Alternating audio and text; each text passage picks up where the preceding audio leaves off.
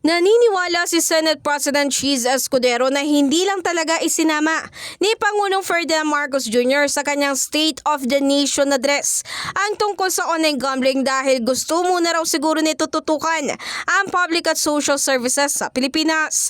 Ayon kay Escudero, kung siya rin nga daw ang tatanungin ay mahirap na iba nito agad nang hindi nga sinisilip ang mga posibleng maging resulta nito tulad ng pagkakaroon ng underground operation ng ilan at siyak na mas magpapahirap sa mga law enforcement agency sa pagbabantay at maging paghuli.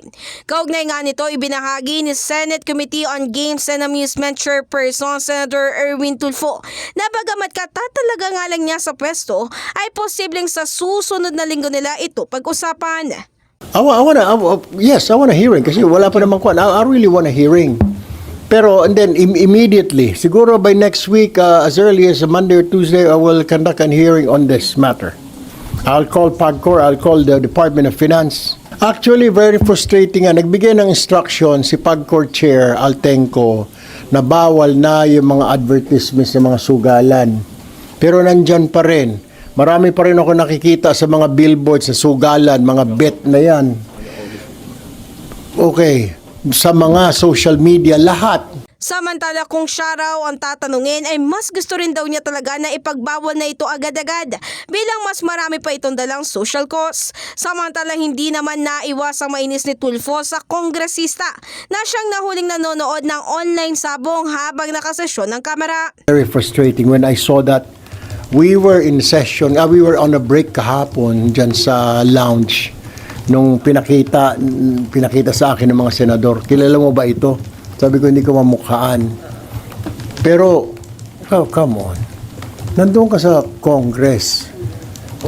It doesn't matter kung boring yung botohan ng speaker. Mag-antay ka. Trabaho mo yun eh. There's a time kung sugarol ka, which is bawal, di ba? Sinabi na bawal pag government official ka magsugal. Eh kung talagang hindi mo matiis yung kate, hintayin mo na lang, di ba? Hintayin mo hanggang matapos yung ikang trabaho mo sa Kongreso or matapos yung trabaho mo sa gobyerno because pinapasweldohan kami ng taong bayan ninyo para magtrabaho, hindi para magsugal. Matatandaan bago pa man tuluyang simulan ang regular session sa Senado ay naghain na ang ilang senador ng kaliwat kanan ng mga panukalang batas na naglalayong itutalban ng e-gambling o di kaya ipagbawal ang pag-a-advertise nito. In the heart of changing lives, ako si Brigada Ann Cortas ng 105.1 Brigada News FM Manila, the Music News Authority.